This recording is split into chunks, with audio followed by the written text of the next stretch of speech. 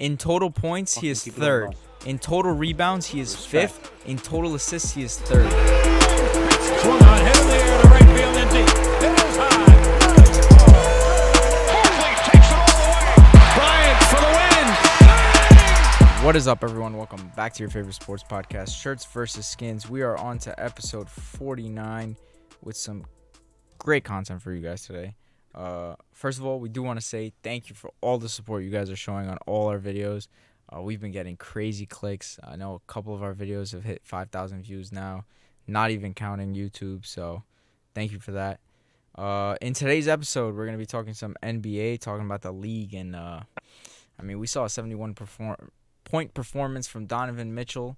There are some questions to be asked with all these 40, 50, 60-point performances going on recently, so talk about the NFL, talk about the unfortunate circumstance that happened in the Bills game, and finish with some footy, talk about the former GOAT finishing his career in Saudi Arabia.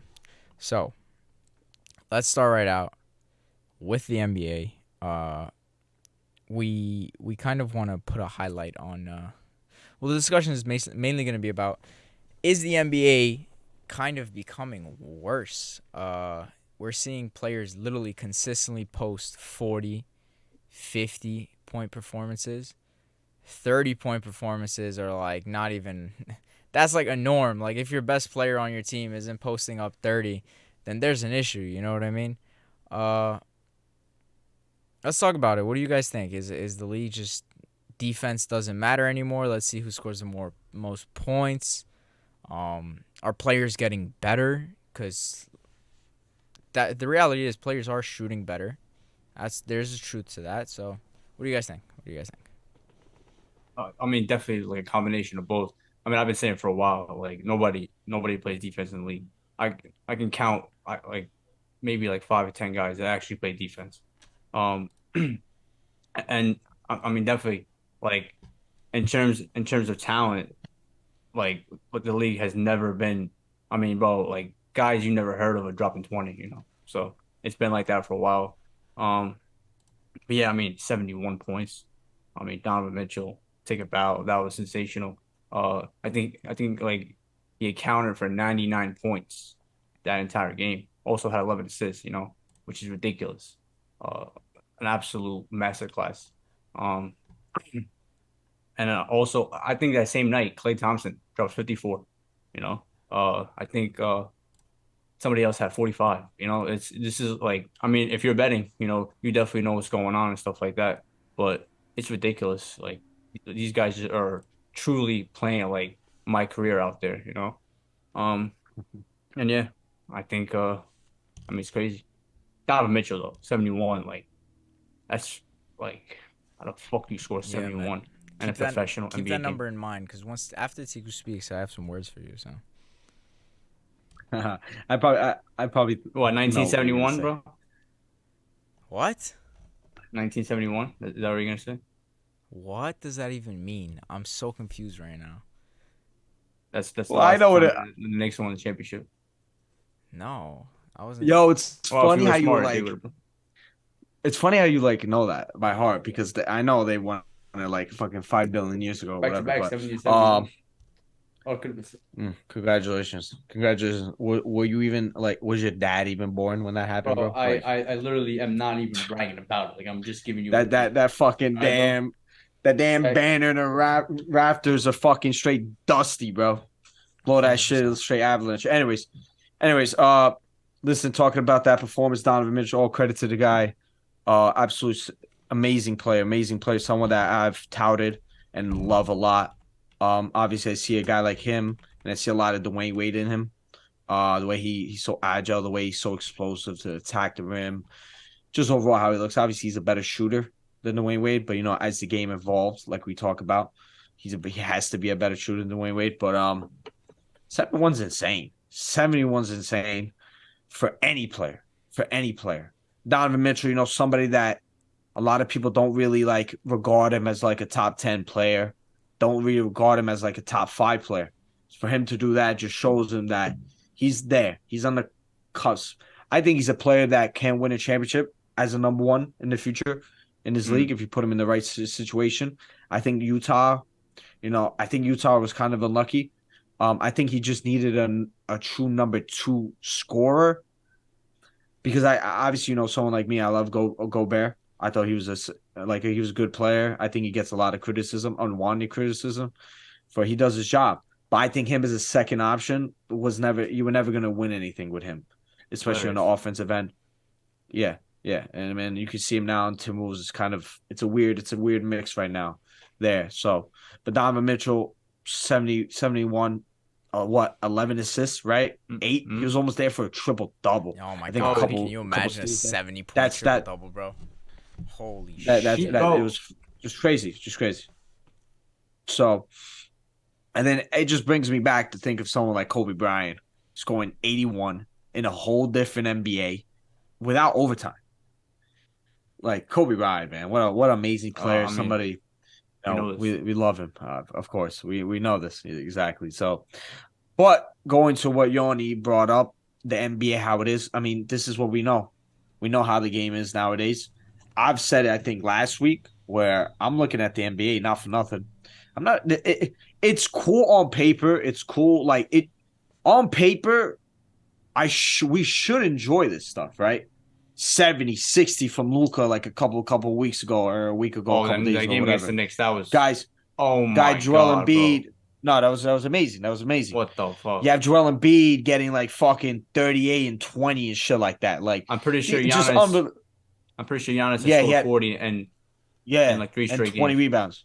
Yep. And then the 20 rebounds is some insane stat line. Like throughout the NBA, you're seeing this stuff. But to me, I'm sorry. Maybe it's just my opinion. Maybe I'm a little biased, but it doesn't really. It's not entertaining. It's not because what I grew up in the NBA where it wasn't just 3-3-3. It wasn't just spacing. It wasn't just run and dunk. It wasn't easy buckets. Obviously, I do agree with what Yoni said in the beginning. I think it definitely is players getting better. Correct. But I think the way the NBA is going is that they're willing to give up easy buckets to go back at you and score. I mean, what was this Oklahoma City Thunder game? I think they put up 150. Yeah, against on Celtics. The Celtics. With no Shai Gilchrist. You know what I mean? Yeah. So this is just ridiculous stuff where 20 points. Which is like, wow, that's great. I like that. For it's a good team-oriented win. A lot of players, like you said, 5 guys over 20. But in actuality, when you really watch these games, it's not really – if you're seeing it every night, it's not entertaining. I remember when we're seeing 45-point games from guys, and we were like, whoa. Yeah. Like it was something 40, and it was memorable. I was about to against Miami, right? Yeah. Against Miami in the playoffs. Obviously, in the playoff stuff is more – amplified and stuff like that. But back in the day, we used to see these games and these performances with players like once in a while. And then we're like, wow, I can now I can't like I said, Joel Embiid can have 38 and 20. I can't point it out. So like I think it does diminish. Yeah. Exactly. It does diminish those memorable games. Obviously, it depends now. Because obviously, a guy like Luka Doncic, that game against the Knicks, you're always going to remember that because it's just complete domination from a player. Obviously, not for nothing. Was anybody watching that Cleveland game? I was. No. Nobody. I was. Stop. I swear to God, I was. I swear to God, I was. The whole game? I watched. No, I tuned in the fourth quarter. And okay. I mean, I tuned in the fourth quarter as well when he had 60 or something, whatever. No. Once he hit the game tying shot, I saw that. Like that was well before he was even close to 71. But that was just because I was like fucking around trying to see like I didn't tune in to watch him, or that game. So I get it, bro. You're watching DeMar DeRozan, you're sad. We get it. It's okay. No, but bro, I just want to point out something though, right? If you look at the NBA scoring leaders by seasons, the numbers right now aren't like crazy. What do you mean? Like, in what sense? Yeah, Kobe Bryant in 2006, 35. No, yeah, but Tracy McGrady in 03, 32. Like right now, but if we look at the scoring leaders, But how many guys? 34. I know. That's what I'm saying. But how many guys in the NBA today average more than 25? I think almost every team has one guy that averages over Yeah, 25 points, 100%, 100%. right? But And that's That's what I'm crazy. saying. Like back then, is that a statistical anomaly though? no, that's just Oh, this is the NBA. This is how it's like transitioning. exactly. This is Bro, like there's everything is no defense. exactly Teams come out offense to sells. not playing defense anymore. Yes, offense sells.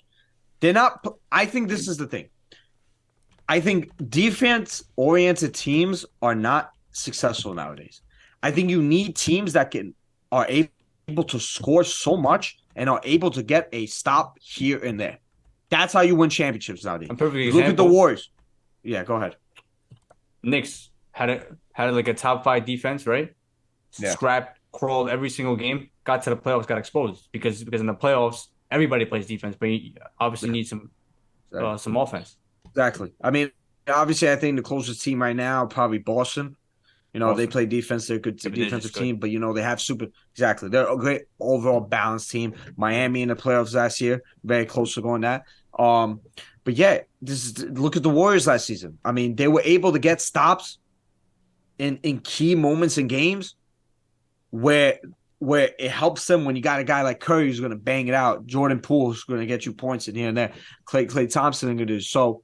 I just think this is the transition of the NBA. Is it entertaining? I think it's it's opinion based. To me, it's not. Like I said before, I like the mid 2000s NBA, early 2010s NBA, where I missed the mid range. I love the mid range. The mid range was like beauty. Oh, And obviously now after the Warriors, Steph Curry type influence that he had in NBA, where street point shooting or bust, and that's the point. I just think it takes away. Yeah, exactly. Steph Curry, I just think Steph Curry. Yeah, Steph Curry. This is why when we talk about Steph Curry all time, I think you have to put him. No, influence wise, top 10. Influence wise, he's top 2, 5, Top- like easy. top 2, 3, top 3, 5. 5. Yeah, for sure. Jordan. I'm saying like I think that I yeah, mean, Jordan, Kobe, Shaq, LeBron, Iverson, Shaq, Magic Johnson, Kobe, LeBron, Shaq. I think Jordan, Allen Shaq, Iverson, Allen Curry. Iverson. Oh my God. what he had about Influence-wise. is like yeah, for sure. But I think also it counts into where you rank him all time, and you see how the Definitely. NBA is because of Curry, and maybe people can argue maybe that's a bad thing, but this is it. This is sports in every level, in every sport in the world. There's always transitional errors with some predominant act or whatever What about James Harden, man? is dominant. With fouls, Yo, but that's- we're bro, seeing more that's free throw. crazy. We're more people going to the free throw line than ever, and I think Look James at Joel Harden. Embiid, dude. I remember when I went last year to watch Brooklyn Nets and the Sixers. I looked at Joel Embiid. I'm like, oh my God, this guy is fucking gigantic, dude. Fucking gigantic. Nobody can stop this guy. And to see him flop and cry for fouls, it's like embarrassing, dude. It's embarrassing. For real. Because obviously we love a guy like Shaquille O'Neal who straight dominated. Joel Embiid can do that. And if anything, he's more skilled than than Is it his Shaq, fault, though? Is it It's his not. fault or is it the It's not. It's officiating just- fault? Like I it's- said, it's- man, No. I For- truly for a think long yeah, time, James Harden I Harden is just as I big don't of an blame influence these in this guys. era as Steph Curry in terms of getting to the free throw line. Ooh. Because a Curry's lot of influence guys is do there, that, bro. right? A lot And of I guys think do that. overall, his I remember influence- Dwayne Wade. Dwayne Wade used to do that pump fake. Chris Paul, Motherfuckers always Dwayne- jumping that shit. Oh, Chris bro, Paul George is still jumping. Pump at fake. that. He's like, Bro, exactly, and exactly. And Chris Paul is like a sicko. Like he's a psychopath out there. Like guys, bro, there's dudes out there who just know the game, know these small little things, and then smart. I don't blame them at all. I don't. Smart. It's smart. They take right? advantage of the rules and whatever. It's smart. You can say it diminishes. I really don't. Honestly, it's not a problem with me. And of course, James Harden. I mean, like I said, we brought up guys in the past that took advantage of rules, but James Harden, of course, took it to another level. He gets criticism for that. I think it doesn't take away from the amazing player that he is, and he was for these years. And yeah. So, anyways, I wanted to ask you guys a question since we're talking about all these fucking these crazy stat lines that come out. Right. Of course, I think it's very early. Right.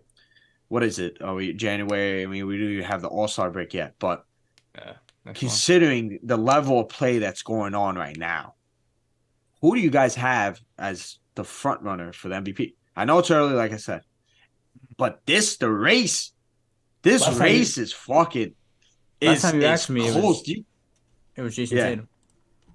Exactly. Now you have like at least like 5 other guys that have a Okay. real case for winning it.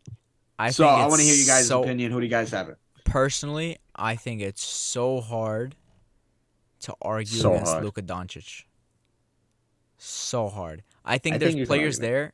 There I mean, you in can terms argue it, of but dude, like he, it's Yeah. how important is this guy to his team? You have Jason Tatum, obviously, who's good, Yeah. great, yeah, but Yeah. you have a great team Amazing. around him. One of probably the best team in the NBA, bro. Like, come on, bro. The Celtics are crazy good when you look at their team, man. And Jason Tatum, don't get me wrong, is that guy, bro. But the Luka reason, Doncic, his Mavericks team, they're all right. They're not bad. But you take Luka Doncic out of that team, bro, and Wembanyama, pretty welcome bad. to Dallas, bro. So I think he's so like it depends, you know. MVP is always a matter of what you value. I think when it comes to how much value this guy brings to a team personally, nobody matches that. Like maybe Giannis, Joel Embiid with this Sixers team. Stop. But Bro, like I love Luka. Luka is truly like next up. Like he is an amazing basketball player already. But like, bro, I can make a case that like his style of basketball and what he does, and maybe it's not even his fault. Maybe it's the coach. But the amount like he has the ball entirely too much. Like it's a like okay, right now the 4 22 and 16, right? But I mean, last year I was very high on them because I like the way like I mean, bro, they were like a top 5 defensive team somehow. With that squad, you got like 6'9" guys playing center, and they're a top 5 defensive team. So and you have Luka Doncic, like who's amazing. So I really thought maybe if they get the right matchup, especially they can go far, Bro, they and made they it to the did. Western Conference Finals. You know, But bro, I just think that like first of all, this team is like terrible. Christian Wood, Spencer Dinwiddie, that like I feel bad for Luka in that regard. They're 22 wins. I know they're like not even to be like crazy like fucking disrespectful to them. No, They're they're actually not good that basketball. good. They're good basketball players, but like you cannot win a championship with that. no, not even Not even close. No, for sure. close. Like, and everybody knows No. that. I agree. And so, like, in terms of being the most valuable player, right? And yeah, you take them off, they're trash. But like, if a lot of guys are like that, and in my opinion, like, yeah, he's amazing, but he almost hurts them. You're seeing with Jalen Brunson. Jalen Brunson was like okay there. Like you're seeing like Jalen Brunson. Can you imagine if they actually try to almost share the ball? Jalen Brunson's a fucking good basketball player, bro. He's a good But basketball. Bro, Jalen Brunson is I a want you to look Luka in the eyes as a coach and tell him, bro, we need you to share the ball with Jalen Brunson, bro. yo. What? I don't know what you've been watching. No. Jalen Brunson, bro. What? You That's can do that with Spencer disrespectful, Dinwiddie and bro. Christian That's Wood? disrespectful. No. Jalen Brunson's not an all-star So, player, bro. First of all, You don't tell Luka Doncic, I want you to share the ball equally with someone who's not all-star You guys gotta caliber. stop doing this to me, bro. You guys gotta stop doing this to me, bro. Are you going to argue that No, Jalen Brunson is absolutely. all-star? He's gonna make the You're All-Star right. team this year. You fucking moron. He's gonna make this All-Star team this year, We'll bro. have to see it. What are you talking about? He's not an All-Star player. He's gonna make the All-Star team this year. Stop it. My goodness. Man, I don't know. Now, We'll see. you saw what he did in the playoffs. You saw what he did in the playoffs. Oh yeah, he's amazing. He went absolutely. He was like at times, bro. He was out. Look, he was out. No, Luka. yeah, say it. He He got was. bunched out 41. Kept was. him in that series. Dropped 41. Bro, don't tell me. I'm not saying that he like you can win a championship with that, but I'm saying that's far better. And I'm saying imagine they shared it. You're seeing right now, Jalen Brunson, like he's a fantastic basketball player. I just think that Luka, yeah, he puts up crazy numbers. He is an amazing basketball player. I love him. Like he is next up. But like he's got to fix that. Like he has the ball way too much. Like not even LeBron had the ball like that. I mean, like he needs some help. I'm not saying it's all his fault, but like I don't like it. That's why he's not my MVP right now. I think like Jokic makes everybody better around him. Everybody better. And he puts up the same stats. And they're ahead. Like Jokic, I know. Like he's got two in a row. Nobody wants to give him his third. I'm not saying he's the like front runner and he's gonna win it easy again this year. But how is it not like Jokic or how is he not like up there? Jokic is fantastic. MB, what he's doing right now, like Maxey was out, Harden was out for a little bit. MB putting up crazy stats. Obviously, Giannis is always going to be up there. Tatum always going to be up there. I will say, a guy who I believe has played almost every game last year was my pick to win MVP if he just stays healthy. That was Kevin Durant, and you're seeing it right now. You're seeing it right now, Kevin Durant with this Nets team. The guy shows up every night, puts up his 27, 7-7, right? Does what he has to do, clutch, and they're winning. They look fantastic. Kyrie's back as well. Obviously, like if he's playing, he's fucking 50, 40, and 90. He's amazing. So those guys right there, I think Kevin Durant is definitely the most underrated MVP out there. Like, bro, he's as long as he's healthy, he's always gonna be right there. You know what's funny though? Yes. Kevin If I Durant, missed anybody, but Kevin Durant, deadass might not even end up being a starter for the All-Star team. no. What are you crazy? Who What? else is gonna start What's over? crazy? Tatum, Well, who's gonna Giannis, and start over? Embiid. You think it's that crazy that he He'll doesn't? get First he'll of get all, I don't over really he'll get over like. Tatum. I don't think he'll get over Tatum, but he'll get over like He'll get Embiid. over. I He'll don't get think over so. Embiid. See, He'll you get over guys Embiid. both have different opinions on this. I'm telling you, bro. It's a I think Tatum possibility. loses. Don't act like it's not a There's possibility. no way that's like LeBron in the West not starting this year. Nah, Katie will start. So I'm glad you said Kevin Durant. Because he's somebody that obviously I fucking love that guy. I think he's the best player in the NBA. I think we're showing we're seeing this Nets team blossom and showing that what they could be now that Steve Nash is gone. And I think we've all said it, and I've been so adamant about that. I said it. Steve Nash is the problem. Got him out. Jacques Vaughn, amazing coach this guy is. So happy he's there. Is he, bro? Obviously, I think he's an amazing coach. I think he does. I listen, he's not one of the best coaches in the NBA, but what you have and what players that he has, he's doing perfect. I think he's a great man manager with them, and he's letting them play, and they're playing a very good style. He's putting Ben Simmons in a situation where not a lot is really put on him on the offensive side, and just let him do what he's best at, right? But that's a discussion for another time. We'll see. Maybe we could talk about NBA championships, predictions or whatever.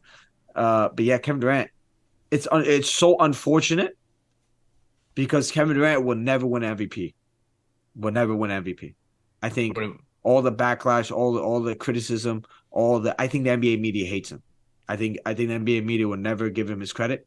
I'll agree with that. Ever with him and his Twitter stuff and what he says about last year NBA media all the time, playing on the Nets, being friends with Kyrie. I think that definitely plays a big problem. I think last year, yes, I agree. But nobody was telling him he was the front runner. Nobody was saying he was the front runner. I mean, bro, everybody knew. Like NBA fans were watching, but this is what I'm trying to say. NBA fans were. I was saying he's the MVP. Me too. Obviously got hurt and all that stuff, but NBA media wasn't saying that. ESPN was Durant, Embiid, Fox, and Jokic. Yeah. And then it was Embiid. Yeah, I agree. But listen to what I'm saying. NBA media were not saying that. NBA media throughout the season was saying Jokic and Embiid, that's the thing. That's who should win and this and that and blah, blah, blah. Right? So I think Kevin Durant will always get discredited. The new guy. Exactly. And I think Kevin Durant should have won probably MVP in his first year in the Warriors, 2016, in my opinion. I think he should have won it there, but he was never going to get it. Obviously joining the Warriors and blah, blah, blah. There's a lot of politics that gets involved. That's why when we talk about front runners, in my opinion, the best player of MVP is Jokic. By far. This guy's an amazing player, plays for a great team. I've been a fan of Jokic. I think he deserved MVP last year and the year before that, and I think he should get the third one. He should three-peat. That's three-peating MVP is fucking insane to this guy, Jokic. Just a sensational player. But when you look at it and when you look at the history of the MVP, I don't think they're going to give it to him 3 times. It's not going to happen. I think Luka Doncic will win it if he keeps doing what he's doing. I think Luka will win honestly, it. If Jokic wants it, after him. Sorry. If Jokic wants it, he'll get it. He'll get it again if he wants it. Yeah, I'm telling he you, can. like, He can make it like not even a discussion for sure. Yeah. I think if he can eclipse, like maybe he can get closer to like 30 points a game. Obviously, his ridiculous bro, he's stat gonna line average was a triple fucking double. He's gonna average a triple double 10, as a 10, center. 10, yeah, as a center, 1.4 block. I mean steals. You know, amazing shooting splits. You know, he's an amazing player. Listen, like I said, I think he is the MVP. Nuggets But are I don't first, think by he's the way. gonna get it. Yeah, exactly. 24 wins. Luka's right there, 22. And Luka's been playing insane. What is he? 30? Of Bro, course, Luka's fucking definitely like top three. 34, 9, and 9, basically. Oof, 34, 9, and 9. Come on. it's Come on. crazy. And like I said, this Dallas team was looking really shaky before. And Luka's taking that. So when you look at the most valuable player, Luka's there. And of course, Joel Embiid, like we were talking about, fucking amazing player. He is, of course, in my opinion, a top 5 player in NBA when he's healthy. Giannis, he's always going to be up there. Kevin Durant, like we said, Jason Tatum, like we said. I think Donovan Mitchell put himself in that area, especially the way he's been playing for Cleveland, and of course, I think those guys. I think top 3 should be Jokic, Luka, Kevin Durant, in my opinion. I think that should be top 3. And then you have Embiid, and then you have Jason Tatum. No, I think Jason Tatum over Giannis. And then honestly, and then you put Giannis, and then you got guys like Tatum. I think you got guys like Mitchell, Zion. Unfortunately, I was just gonna say Zion, bro, and he just got hurt. So Keldon Johnson. Yeah. The fuck. Yeah, sure. He's had a good season. I'm obviously joking, but he's had a good season. John Morant up there, but it's a very tight race in the top. It's fucking tight. I'm looking at like betting odds and stuff like that, and I seen that fucking Embiid actually went down. Like his odds went down, and he just put up like 30. Kevin Durant 28.5. So funny enough, we're talking about him, how insane he's been playing. A guy like Julius Randle's playing good. Obviously, he'll never be an MVP, Brace. But yeah, it's just the NBA is very weird right now. There's a lot going on. Since we're talking about Kevin Durant, yeah, and you kind of brought it up, do you think he's overhated by the media? Like, of course, is he unjustly hated? We're talking about a guy who went to the Warriors, right, and won as their best player. That's a fact. Came to the Nets, has them looking decent. Overhated. Ahmed's face is hilarious. Like, of course he's overhated. Why though? Why? Bro, because look at the fucking player he is. You little bitch. That's it. Shut it, bro.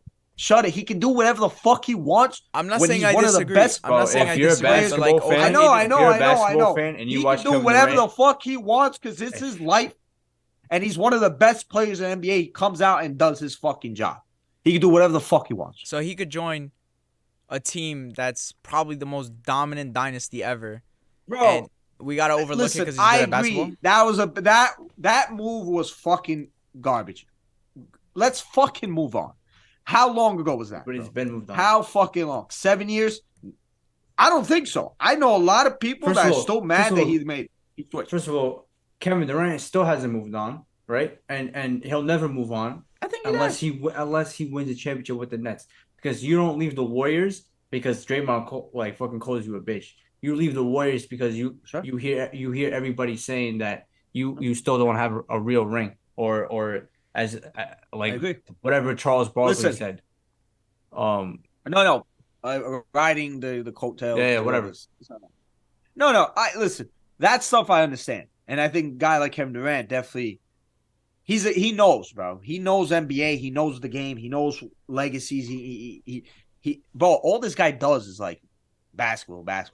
Wakes up, and that's why he doesn't do anything else. I love that. I love that. But he's such. We need more of those guys. I think he is sensitive. Facts. I think he does. Okay, but sensitive. I think he Twitter fingers, and shit like that. That's kind of cool, crazy. Bullshit like that. That's I honestly, I don't even think. Honestly, I don't even think he's sensitive doing that shit. I think he's just a bored guy. Like, I would do that. Yeah. Not for nothing. I think what was it recently? I think it was. He's a regular human being, bro. You know how Russell Wilson, I believe, he on social media, the team was like retweeting his teammates like coming out and defending him, and people were like, "What the fuck?" Like, it's like, bro, if people are gonna hate, why can't these players defend themselves? Like, I don't see millions of people, bro. Like, yeah, like millions of people can come out and hate, and Kevin Durant can't come out and be like, "Shut the fuck up!" Like the numbers speak for themselves and whatever. That, bro. Like, I hate when people, you should be professional, blah blah. Who cares? Fuck that, bro. You're making millions of dollars. It's It's so not a funny. regular job. These guys are not living. This is not a regular job. They're getting paid millions. You can do a lot of things that a lot of people can't do. You know, like, bro, he's not like a role model or anything. You know what I'm saying? Like, he's he just a basketball doesn't player. want to. Yo, you don't need He's a basketball player, if bro. you don't want to. He wants to play basketball and get money, and that's it. Straight that's up. what he's doing, bro. Good. Like that's cool. But so looking at the NBA media, the basketball terms, he still hasn't won an NBA championship. Where I agree. That's valid criticism. He's especially the last franchise guy, and that's a shame because Kevin Durant, in terms of talent, is arguably the greatest of all time, talent wise. Like that's how good 7 foot can do anything offensively and defensively. He got to a level where he was pretty damn good as well. So it's a shame. And I think, okay, whatever, he had Westbrook, he had Harden and all this. Like, let's go, bro. You have Kyrie Irving. Like, you got a squad now. You better win an NBA championship soon, real soon. All this nonsense about, like, getting swept by the Celtics with Jason Tatum and Jaylen Brown, that's hilarious, bro. He's too good for that. He's too great for that. So he's got to win a real championship. And that's it. I agree. Yeah, no, for sure. Definitely him. I mean, we talked about the Nets, how this could be one of the biggest failures in NBA history. Listen, I said it. I think Nash was a huge part of the reason. No, if they win one championship, no. Good. James Harden, Kyrie Irving, and Kevin Durant is what we're talking about when we say greatest failure. Like them three. But even without, that pissed me off. I'm not even Harden. I mean, no, like it was definitely a shit show when I never. Even without James Harden coming, it's a pretty big failure. KD, Kyrie coming to Brooklyn after all the shit they've been through, and to them to go and fuck up like they did. Listen, I think the Boston series was definitely fucking it hurt me. It hurt me, even though I think that team dealt with a lot of injuries. By the way. I mean, from Brooklyn, you fucking hater, bro. Yo, yeah, I'm from Brooklyn. Hate. Yeah. So actually, not anymore. Whatever. So wake up. All right. Not anymore. Shut up. And then, so yeah, what was I saying? Brooklyn Nets. But then, yo, I tell people all the time. Look at that Bucks series. Kevin Durant put up like 38, bro. Get over it. He almost won the game. He won Game 6 by himself. He almost won Game 7 by himself. First of all, game on the line. All I remember, he's tired. Pretty much. Come on, man. Yeah, he's tired. And he played fucking 50 minutes. All I remember is an air ball with that game on the line. Of course, you're a hater. That's all I remember. Of course you're going to remember that. I'm bringing out facts. Listen, just to round off the NBA discussion, so that we move on to NFL, two things. First of all, I looked up the single game scoring leaders, and the New York Knicks, get shit on so often, bro. It's actually crazy. You guys are crazy. In the top. First of all, 10. I've been saying this. I think there's a trend on Twitter of guys who've come into the Garden and dropped a career high. You can probably go find that right now. Of course. No names coming in dropping 30. Dude, this is what it is. Talk about Madison Square Garden. The Knicks ever did anything good there. It's no. I'm saying nobody talks about how it's the Knicks in the Garden. Everybody talks about the Garden. That's the place for basketball. Yeah, that's the place to ball out on the Knicks and drop 50 on the dome. But if the Knicks are balling and the Knicks are in the Garden, then it's nothing better. That ever it's happened, a jungle. The problem is that doesn't happen. It's all last year. 2 years ago. Actually, every night. Really. I want you to find. I bet you can find more career high games for players in the Garden than playoff wins for the Knicks in the past 20 years. Nah, yo, Yoni. Yeah, facts. No, I agree. But Yoni, I would think you bringing up that stat. You would think the way that I met was talking about Jalen Brunson, they would be way better, right? What are you talking about? This guy's an offensive scorer. He's the best player ever. That Luka Doncic should share the ball with him. Oh yeah. So who said that he's the greatest player of all time? Luka Doncic should cede the court to Jalen Brunson. Let Jalen Brunson cook. Get it trending on fucking Twitter. Bro. Let Jalen Brunson cook. Yeah, let him cook. Trade guys trade are- Brunson what for is it? Doncic. Little ants. Uh, His ass in the play-in second or some thing. shit, bro. Listen, the second thing I wanted to say. Russell Westbrook, bro. All time, bro. We gotta give this man some respect. I'm looking at And James Harden. active career leaders right Haters. now. In total points, he Fucking is people don't third. know. In total rebounds, he is Respect. fifth. In total assists, he is third. Haters. This dude is a monster. Only Haters. LeBron James Hold on. is Say that again. Haters. in total points for total career active leaders right now. Yes. LeBron, KD, then Westbrook when it comes to scoring. LeBron, DeAndre Jordan, Kevin Love, Al Horford, and then Westbrook is fifth in rebounds. Total assists, it's Chris Amazing. Paul, LeBron, Westbrook. This This guy, is a monster, he's bro. an amazing player. He's I think- an I- iconic player. Without a I doubt. think even First ballot now, Hall of Famer. I think even for sure, 100%. Easily. For now, currently in NBA, forget about what he's done. Like people will forget real easy. What he's now in NBA, what he on the Lakers, he's a great player. Still But playing of course, good. Yeah. he's a scapegoat. He's a scapegoat. Of course, because that's how he's been. It's very disrespectful what people have said about Westbrook for the last couple of years. I think at Houston, he was amazing. He got hurt in the playoffs, and people like to use that. I think Wizards took him to the playoffs. Did No, pretty that good run in is the playoffs. Wizards. All time. Yeah, he carried them. So people are very disrespectful about him. Very disrespectful. And he's such an amazing player. It just sucks. I hate when players like because he's so easy to pick on. That's why. He A is. guy like He Russ is. He Westbrook, is. how he acts in NBA, I mean, how he plays. in the Listen, side of the I'll tell you backcourt. this right now. No, for sure. It's easy. Yeah, it's easy but he's not afraid to take those shots. This is what I'm saying. He's willing to go through negative criticism from fans to try and help his team win. Okay, he's playing bad, fine. But look at the Lakers. The Lakers put him in. Everybody with a fucking brain knew that the fucking Westbrook to Lakers trade did not make sense. It was stupid. Did not make sense. It was dumb. It was dumb. Bro, And I'm pretty sure. people stole. Did it Oh, happen my after God. we started a podcast? Like, imagine. happened at draft night. Yeah. Westbrook sharing the ball with LeBron James, bro. Westbrook needs the ball, bro. And you're like, LeBron First needs the ball a lot. LeBron's He needs the ball. Sure. LeBron was supposed to share the ball like 10 years ago. Like he still got the ball, bro. Like he's always gonna have the ball. That's LeBron James. I mean, How he plays. exactly. That's why I try and tell people all the time. Like people, like LeBron James is always gonna put up That's Luka fucking now. amazing stats when he has the ball. Exactly. And I think you can win a championship from that if you're good enough. And I think it's different. Obviously, I think Russ Westbrook's big criticism was, I don't think he can ever win a championship as the number one guy the way he plays, and I think that's valid. Even look at his experience and everything, but he's never gotten a fair shake. I think obviously him and Kevin Durant, they were close. And they kind of sold in 2016. And you were thinking like, okay, fine, 2017, come back, you guys come in. Obviously, Kevin Durant left, and him and Paul George and stuff like that. You know, Paul George's criticism in Oklahoma, and I think he's had an unfair shake, and it's funny. Kevin Durant and Russell Westbrook, both players are on the same team. They both leave, and it's like they're kind of similar in the sense that they get overhated. it's so for funny. shit that And doesn't yo, you matter. could even say Harden too. Harden kind of gets overhated too. That Yeah. whole group of players, No, like I everybody agree. just loves shitting on. You know Yeah. why? They were genuinely It's easy. like that outside team at that time. Yeah. Like everybody was like, "Who the fuck Yeah. supports OKC? Why is OKC beating my team? They shouldn't be beating my team." Yeah. And they did. They beat people's teams, and like everybody just took that hate with them. Like bro, Westbrook was like, "Come on, bro, 2 seasons averaging a triple double," and people were like, "This is Dude. great." But like that's all time. Like that's all time greatest season, Dude bro. averages That's triple crazy. double to win an MVP.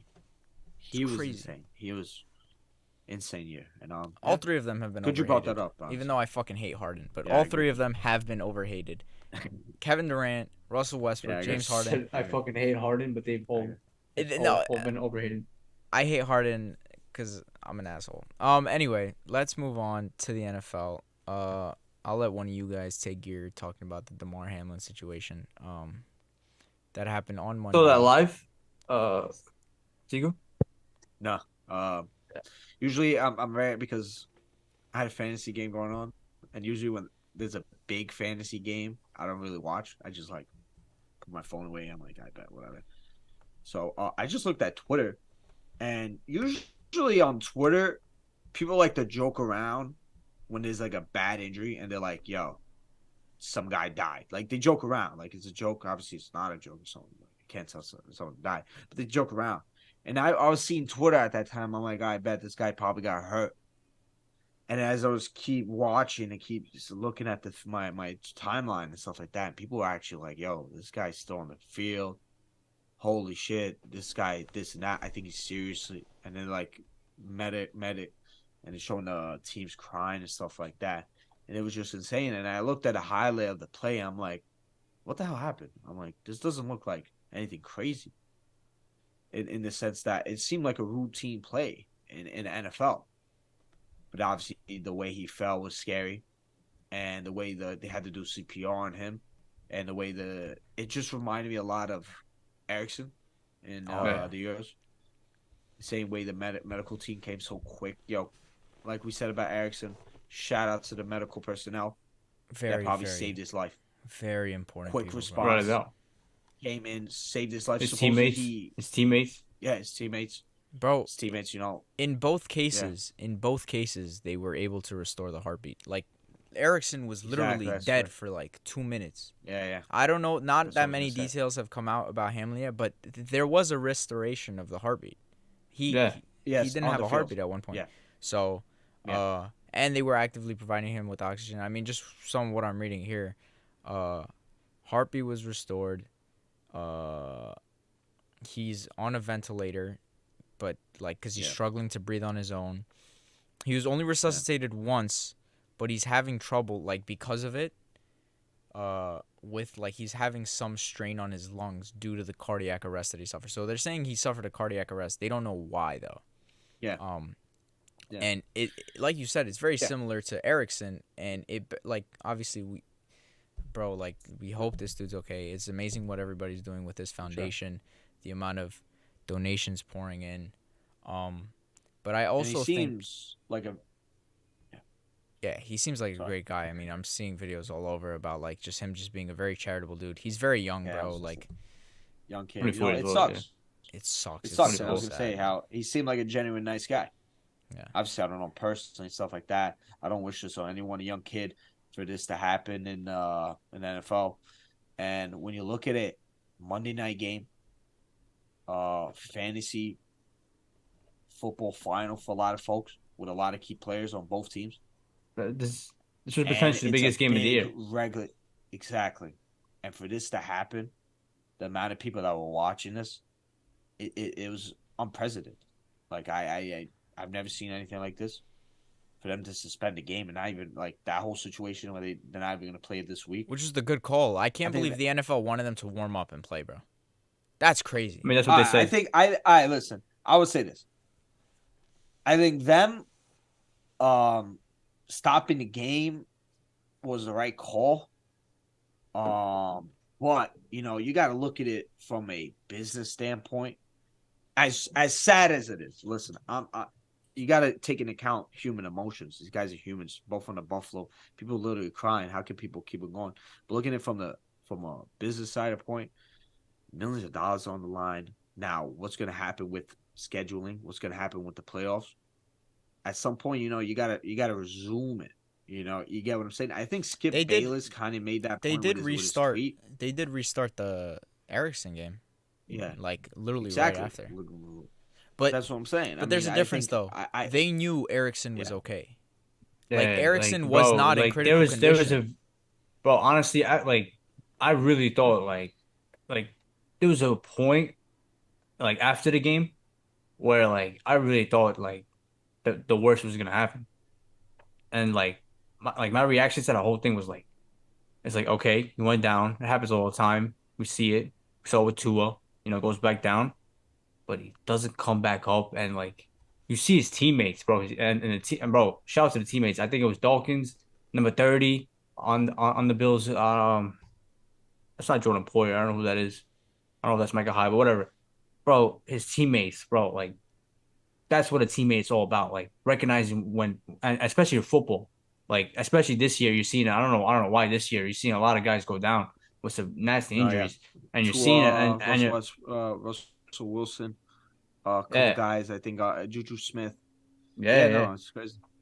and teammates now are way more what's the word uh like now they know like and shit like that. But like man, bro, I really thought like there was a point where I really thought the worst was gonna happen, and like there was no doubt about it that they had to stop the game because to your point, we didn't know we didn't know what was gonna happen. If like usually when when this shit happens, the player eventually gets up, thumbs up, you know, stadium goes crazy, and we're back to football. Nah, bro, this was different. This was like you had to make sure that this guy didn't just lose his life on the field and you're just gonna go back and play. Like that's a mockery. That's a disgrace. So um but to your point, guys like Skip Bayless, stuff like that, I think like they were trying to say that. People I mean this is just like what people are today. I It think was a very if emotional you time. It yeah, was, emotional people were time, very, it was, but and people just read top. I mean, I'm guilty of this. This shit happens to everyone. Like they just look at the Skip first Bayless's next tweet was literally yeah, like yeah, most exactly, important is exactly. this guy's help. You know what Yeah, I'm saying? so yeah, Yeah. whatever. But I mean, obviously prayers to people him. like I think people love to yeah, for Yeah, sure, for sure, for sure. I think people really like to take the high moral ground when stuff like this happens.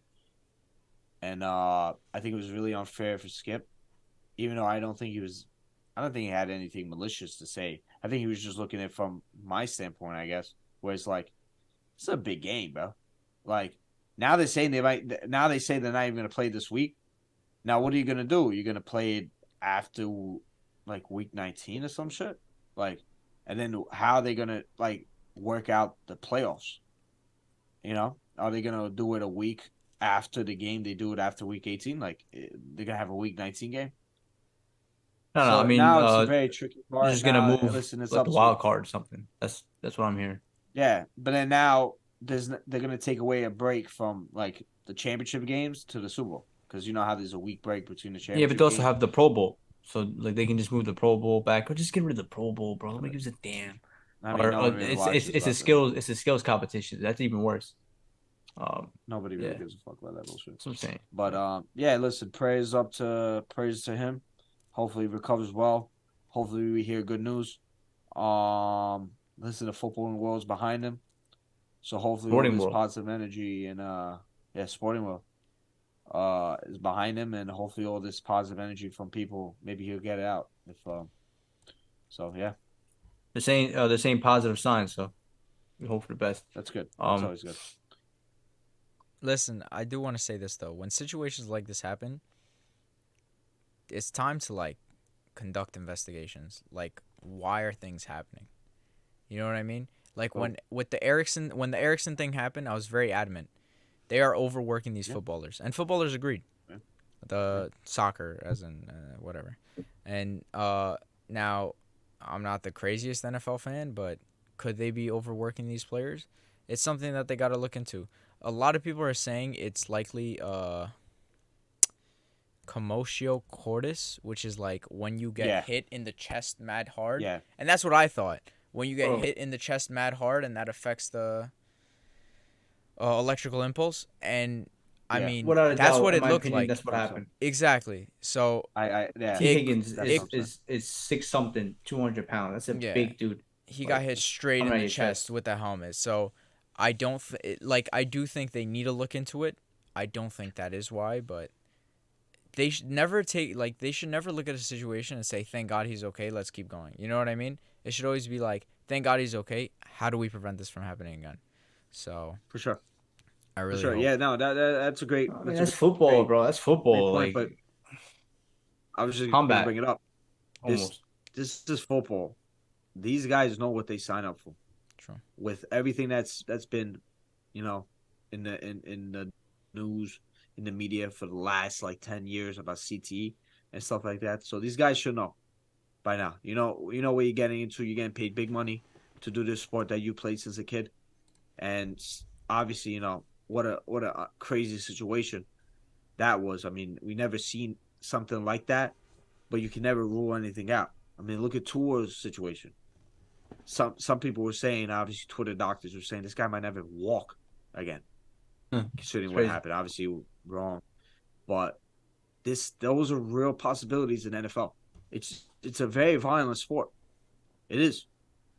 You have 200 something pound freak athletes, like we talked about, the biggest, best athletes in the world Running full coming speed. at you to kill you. With a There's no helmet on. regard. They don't care. They don't give a shit. They don't care if you're like, they're trying to kill you regardless. You know, obviously T. Higgins, I don't think he did it on purpose. Don't get me wrong. Obviously. Of course not. But Run- that's run. football, and scary situation like this happens. I think scary situation like this can happen in any sport. You know, That's what I'm saying. if you land wrong, if something happens, well, you could fucking, you know, we've seen it so many times in soccer where guys just faints and just like, you know, and it is what it is. I think these guys know what they get into, and it's just a scary situation for everybody involved. I hope the family going well. So we'll see. I don't think there's anything like, you know, crazy behind what happened with this, but I do agree they need to investigate so it can not happen again. Yeah. But even then, it's like, hard. What are you gonna do? You're gonna put padding on outside? No, of the I mean, helmets and shit? obviously, there's cases where you can't. Well, padding more outside of the protection on the helmets, chest I area? genuinely like. I think why don't they do that? Padding on the helmets, on the outside, because You okay, gotta look cool, bro. It's no, about the no. Here's the thing, right? Fuck safety. For safety wise, you can't have padding just inside. a safe helmet. It's like I was just reading this. If you put a pillow over your hand and smash it with a hammer, it's gonna hurt more than if you put a clipboard over your hand and smash it with a hammer. But if you put the padding on top of the hard shell, I don't know. I feel like I think you should NFL talk helmets. to the NFL. Yeah, bro. Like I feel like they really don't give a fuck. They Well, I don't. think maybe going forward they need to do something around the chest area. You know, they do Yeah. have like the vet. Well, they have to put the fucking whatever I forgot what it's called. But maybe they got to do something around that. And it's tough. It's not easy to come out and say what should have happened. How do we prevent this? How do we do this in hindsight? And it's just we just gotta hope he's good. Yeah, And that's the yeah. most important thing. Seriously. Moving on. You guys want to talk about? Maybe Ahmed might not be too happy with this conversation. Giants are playoff bound, ladies and gentlemen. The Jets are not. Anybody gonna say I We'll call told you that. so, or I'm so upset that this happened. Look at Tigo, he's so happy right now. I know Of course I'm damn well. happy. I bet turned off his camera because he's crying or something. He definitely is. He has, it's funny. He has Zach Wilson as his profile picture. That's crazy. Disgusting. How are you not Take that embarrassed? off. He knows. So, anyways, I'll be the happy guy. Obviously, New York Giants are back in the playoffs. It's been a very long time. The curse is broken. The yacht photo. Odell Beckham on a yacht with fucking Timberland boots. The curse is over. The Giants in the playoffs, where we belong, where we deserve. Something that even I, as a Giants fan, did not expect. But it just goes to show that Dable is what we needed for a very long time. Perfect guy for this group of players, for this city, for this team, for this organization, for him to come in with the coaching staff to absolutely improve what we had, to improve a guy like Daniel Jones, who deserves all the positive respects, to improve this team, to make great moves in the offseason, to draft well. It's just I love it. And I was doubting this team even when we were like 7-1. I thought we were gonna make the playoffs at that point, but I didn't think the team was as good as I thought they were. Obviously, there was a moment where we're losing 3 games in a row where I thought, we might not even make the playoffs. We You might did. blow this. You did. You said it on an episode. You were like, I don't and- think we make the playoffs. So It was scary. You had the Cowboys playing well, you had the Redskins playing well. Like I said last week or 2 weeks ago, that Washington game was huge to win. That was the biggest game of the season. Obviously, you can make the Colts game was in the season. And I looked at it and we were talking about the schedule and I'm like, Minnesota, I'm like, I thought we could beat them. Obviously they handled us, but I said that Colts game is easy win. I don't. The Colts were not that good, and we got it done. Win the fucking playoffs, man. And listen, in football, if you're in the playoffs, anything can happen. If the team locks in, if Daniel Jones plays well, if the defense locks in, anything can happen in this sport. So, and the Giants are not, you know, they're about this. Go look at the last two Super Bowls. Nobody expected them to do anything. You never know with this guy and Dable, coach of the year by far. So I'm very happy about the outlook of this team, and can't wait for the playoffs. So I think we have Minnesota or something like that. So I'll take that. I'll take Minnesota all day. So go ahead, man. I mean, congrats to the Giants. I mean, I could see here. I can tell you guys that they face pretty much. I mean, very easy schedule. That was pretty evident. They start off 7-1. I've never seen a team go to the playoffs with one win in the division. The Giants are gonna do that. And it speaks to just, bro. I mean, Brian Dable, like there were a lot of games that that team was not supposed to win. A lot of games, and Brian Dable. I mean, just having a guy who knows what he's doing could is huge. Like once you have a real football head coach, like your whole franchise is gonna change. Um, you imagine, bro, and like Daniel Jones playing his best football when it matters.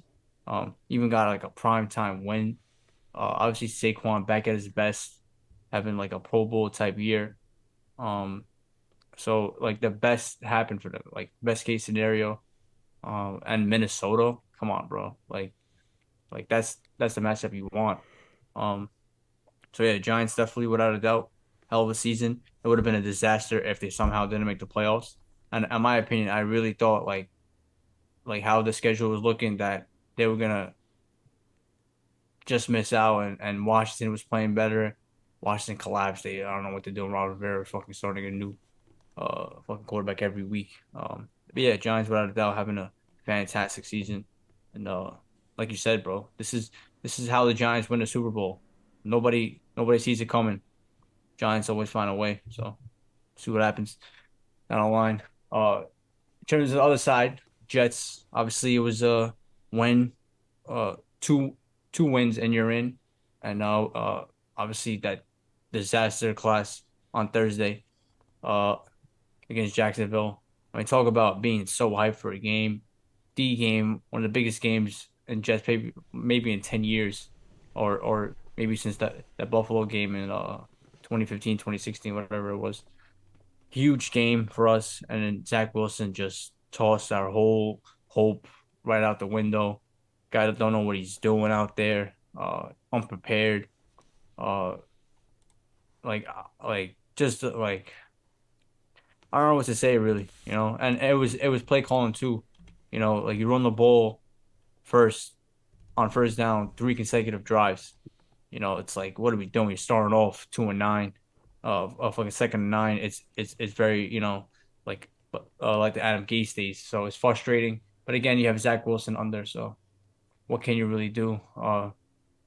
Season on the line, and they're bringing in guys like fucking Chase Shriver, like guys who are playing in the CFL. Season's on the line. It's insane. Um, yeah, obviously Mike White could come back. He's obviously hurt, and even at his best, he's not an elite quarterback.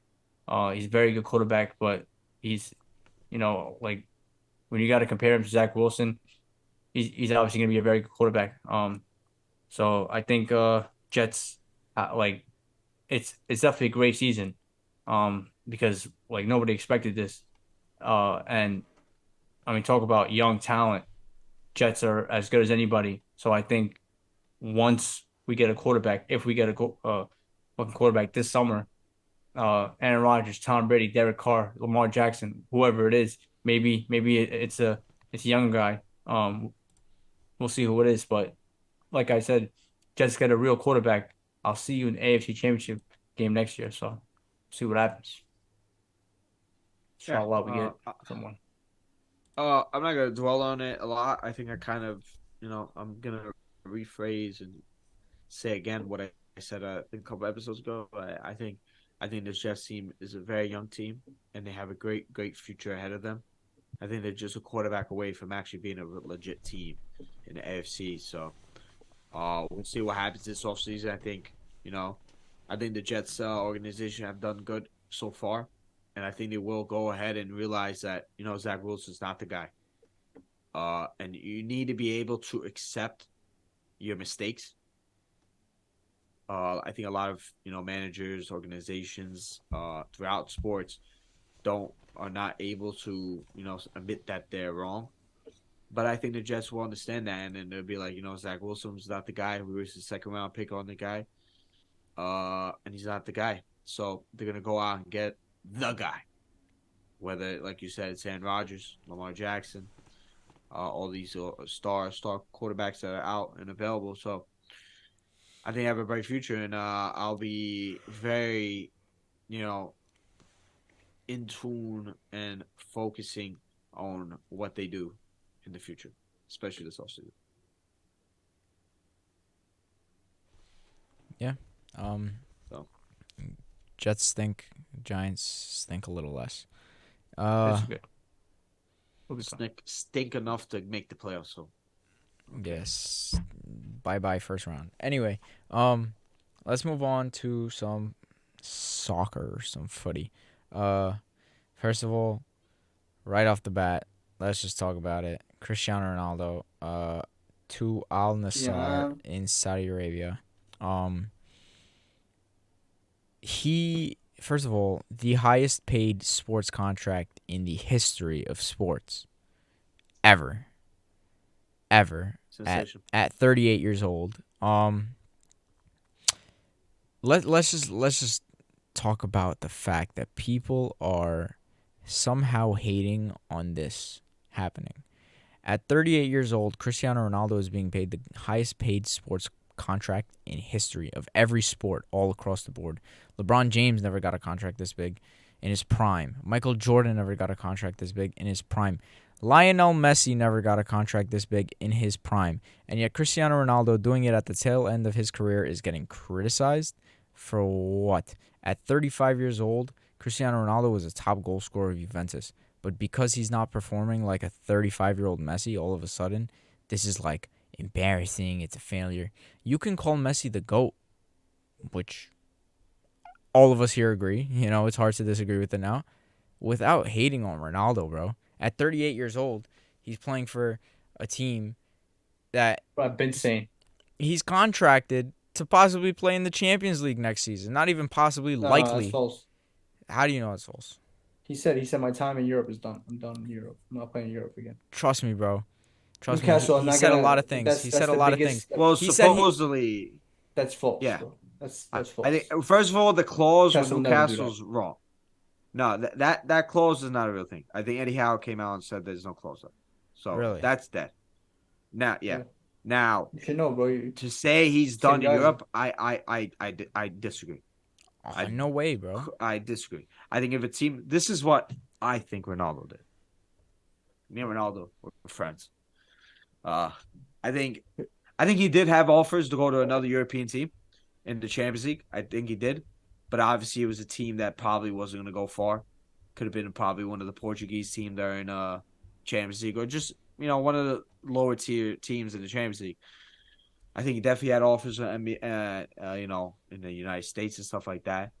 Obviously, he took the best financial offer, and also I think the offer to go to that league to gain his confidence back, to gain his form back, to eventually come back to Europe. I think that's his plan. I think as insane as it might be for him to come back to a team at like 39, 40, we've seen crazier things. I think this could be something similar to like Zlatan, where Zlatan was at United, got to 20 CL, went to MLS, came back to Milan. Oh, yeah. At what, 40, 39. So this is not something that, is insane to happen. Portugal. I think he took the best find. So Yeah, Portugal are favorites, not favorite, probably will be named favorites to win the 2026 Euros. 100%. I mean, And 2024 Euros, and then Euros. and Yeah. then 2026 World Cup. It's only 4 years from now, man. Not even three and a Yeah, half. listen, So 20, the World Cup is far fetched. I do think Ronaldo's goal is to play in Euros, and I think he will play in Euros. So, what I think it kind of makes sense for him to go to Saudi Arabia, get 200 million a year, and be able to probably score a lot of goals and get that confidence back and get that form back to eventually come back to the Europe, in my opinion. That's what I think. And I think he should have done that, and he did do it. So we'll see. We'll see how this goes. Now they're saying him and Jorge Mendes have a falling out. You know, that's kind of tricky in that. Jorge Mendes is somebody that's been loyal to Ronaldo for many, many years, has defended him, has helped him tremendously. And to see that happen is kind of rubs me the wrong way.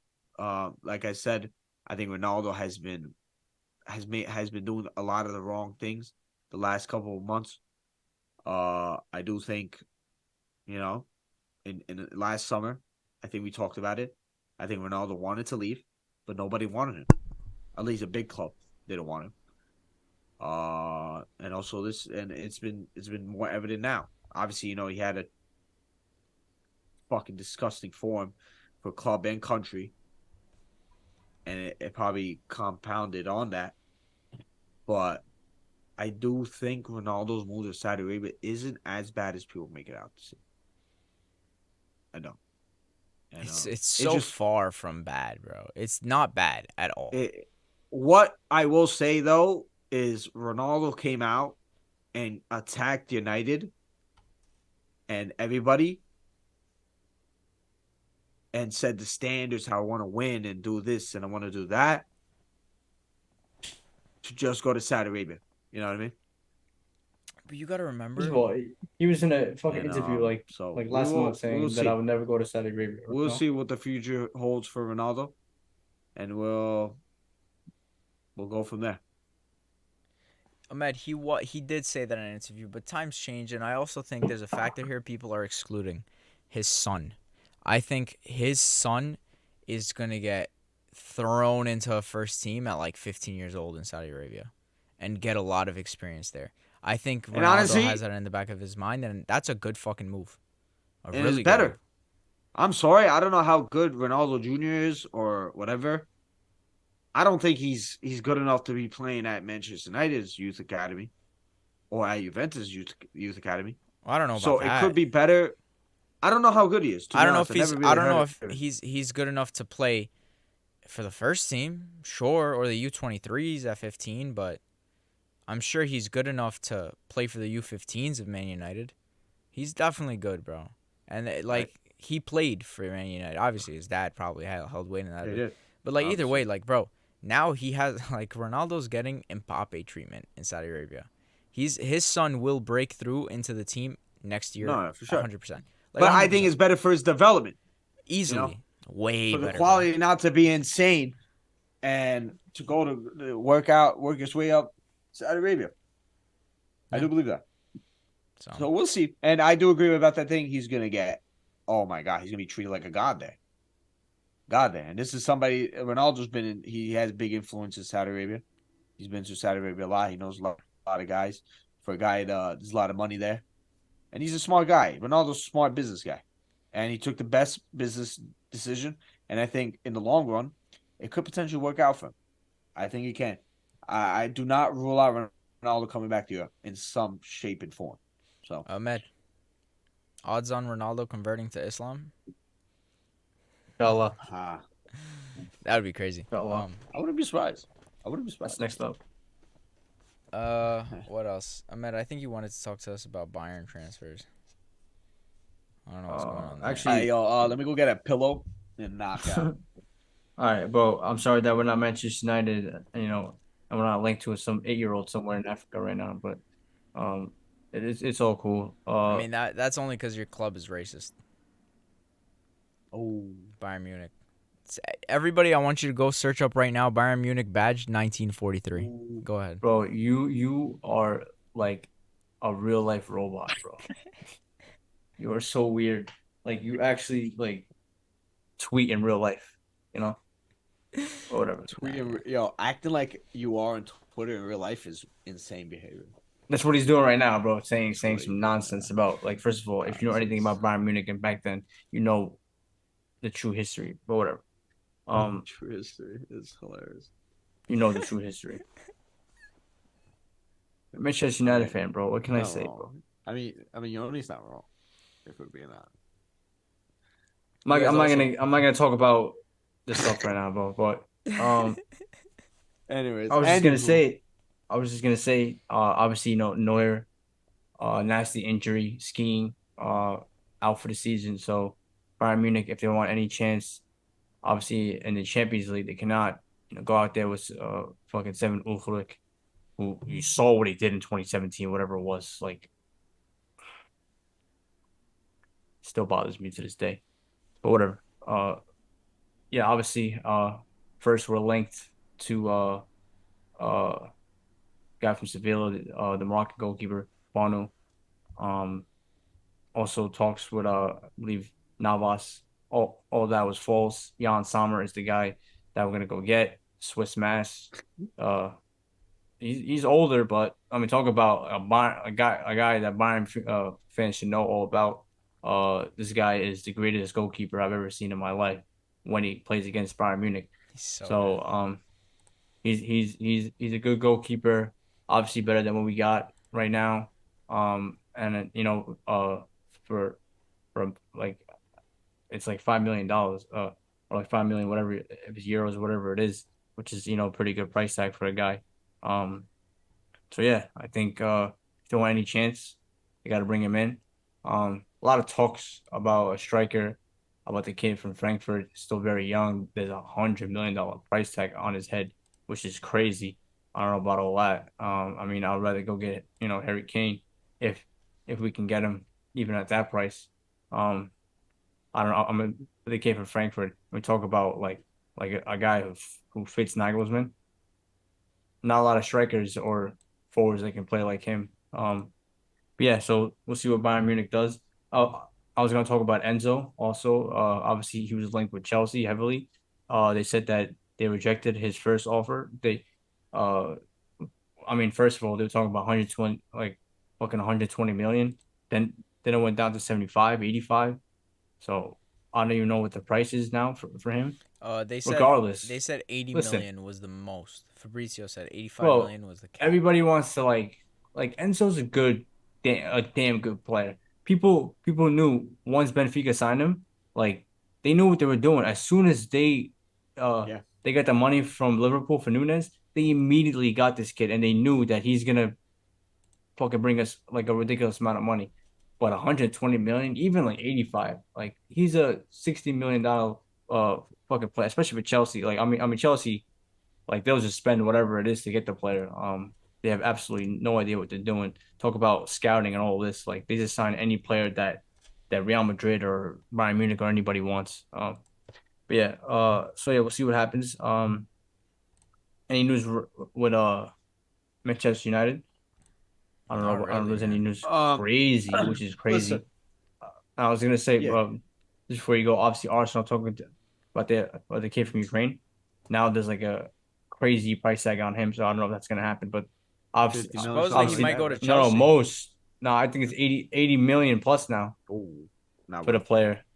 I think he's a Market's fantastic fucked. player, and the player already wants to come to the club. It should not Yeah, be that much. I mean, that's bad. That's bad from Arsenal side. Yeah, yeah. yeah, Manchester United Um, yeah. Overall, the January is a weird time to make and the transfers. striker. I think it's a weird time, but also it's a time that good clubs can take advantage of. I like to bring up, Dortmund when they brought in Holland in January. Liverpool. City bring in Julian Alvarez. Liverpool bring in a guy like Luis Diaz, a guy like Van Dijk in January. So you can do a lot of good things in January, especially if you're a team that is so close to contending for something and you have a great team. You just need that last piece. you get a job done in January. So the transfer window is weird right now. Of course, you have a lot of it's tough to make deals. It is tough to make deals. You look at all these clubs. You look at Chelsea, Enzo, that might fall apart. You talk about the Ukrainian kid in Arsenal, that might fall apart. You look at Liverpool getting Jokpo and badly wanting a midfielder, and that's probably not going to happen. You look at United need their striker, and it's a lot of the options are not that good. I'll take him. So it is a weird time. But talking about United specifically, obviously we're looking for a striker. Talks about João Felix. João Felix is a weird deal because I think they want $6 million for his contract, plus a $6 million loan fee. So that's ridiculous for a guy loan. And then they also want a option to buy just for the rest of the season. It's insane. It's insane. It's rightfully so. We don't. I would love to João Felix. I think he's an incredible player. I think to have him this year to see how he does, to potentially go for him in the summer, that would be amazing. I do also think that this guy doesn't need to be a number 9 for us. I can also see a scenario where Bruno Fernandes potentially could be sold. You know, I can see a scenario where that happens. You know, will it happen sooner rather than later? I don't know. It should happen, by the way. Chelsea was spending like that dude needs to 200 million on. I think Bruno's an amazing player. I think he's a borderline world class player. I think he's one of the best midfielders in the world. You know, I would say he's a world class player.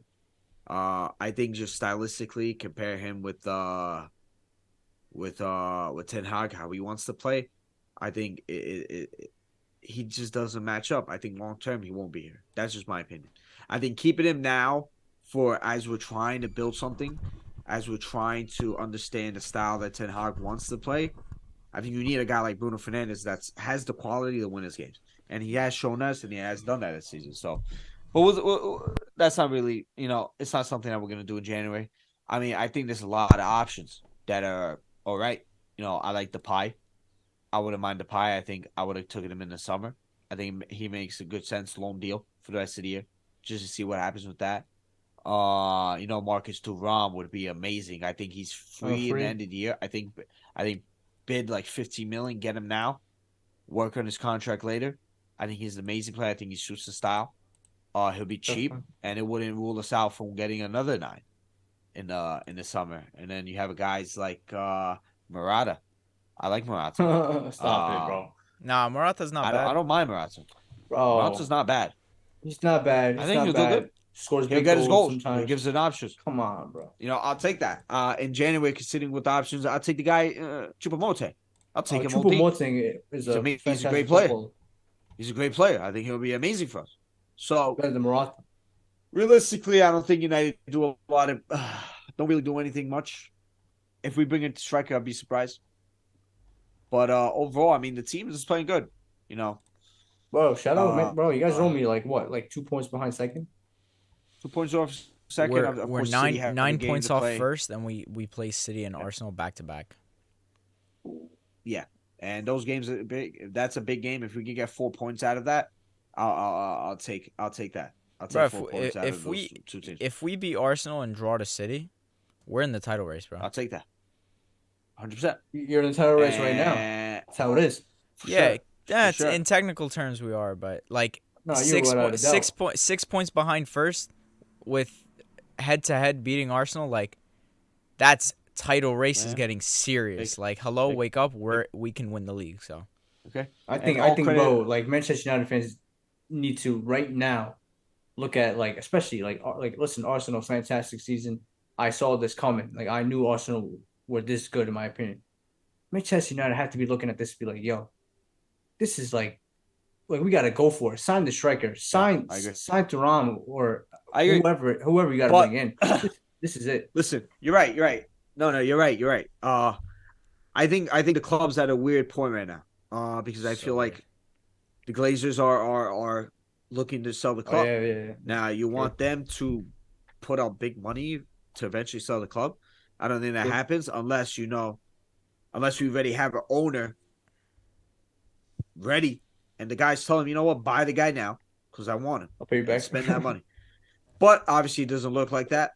You look at Jackpot to Liverpool. There's clearly a restriction for how much we are going to spend in January, and so I don't think that's the case. But listen, I agree. I think United are there. They could clearly win, be there for the title, and I would spend big money to do that. Like I said, take advantage of it. But we're in a weird time. Not a lot of options. Striker market has been bad. We said it last year. The striker market is not that good, and it's just a weird time. Obviously the whole Ronaldo situation has put us in a bad place. We expect Ronaldo to be here, but it's just an unfortunate situation between him and the club, and this and that. And credit to Ten Hag, he's the one, man. He's the fucking one. And even though if we get top 4, if we're close to first or second, if we finish third, I said before the season, I believe there's a fucking timeline where we finish third. Liverpool downfall was not surprising to me. I think that Liverpool were gonna, like, last year they weren't that good. They barely got into top 4. You can make the case if Alisson doesn't score a fucking goal, Definitely. they're not in the top 4. You get what I'm saying? And so we'll see. And Liverpool, Arsenal are playing amazing. And Well, Newcastle. credit to Ten Hag. I think Newcastle's there right there. I think they're here. They're with the owners. They are fucking here. And it's scary to Eddie see Howe, that. bro. And it's becoming. And Eddie Howe's a good fucking manager. He was a big fan of him. I was a big fan of him also when he was in Bournemouth. I just didn't think he was capable of managing a big club. And not for nothing, Newcastle are not a big club. I mean, the expectations are not as big as they are for or Chelsea or money, United or Liverpool. Yeah, so he's doing great for what he's being given. And credit to Ten Hag. If we get a top 4 finish with all momentum, maybe get a trophy if we sell the club, I think we're back. That really does We're sound fucking funny when back. you say it like that. Yeah. We sell the club. Yo, listen, Glazers. If we sell Funny club, bro. Arab money, go fucking come, please. I don't give a. People talk about like morals and shit like that. Like, oh, look at these guys, oil money. I mean, Chelsea threw out the window. I don't give a fuck. I don't give a fuck. No, Manchester United Give took a shit on me- everybody. Newcastle are gonna take over the world. Yeah, it's time. Give me Arab money now. Manchester United with Arab money is not fair. It's almost like if they bought Real Madrid, yeah. Barcelona, even PSG, it's almost unfair. Look at they got Mbappe, Messi, and Neymar, and it's PSG, bro. What the fuck has PSG ever done? I said this to Imagine so Manchester many United people. with crazy money. Oh my god! United, from financial fair play rules, The can stadium spend they're gonna build. $200 million a transfer window. That's how much they can spend, and they can't say nothing about that. Imagine that. Obviously, City, Newcastle, all these teams, PSG, even back then, their fan base is not. United have one of the biggest fan bases in marketing and financials in England. in the world. No, yeah, for sure, but definitely 200 million this season. Imagine that. So when these people talk about motherfuckers, give me the fucking Abraham money now.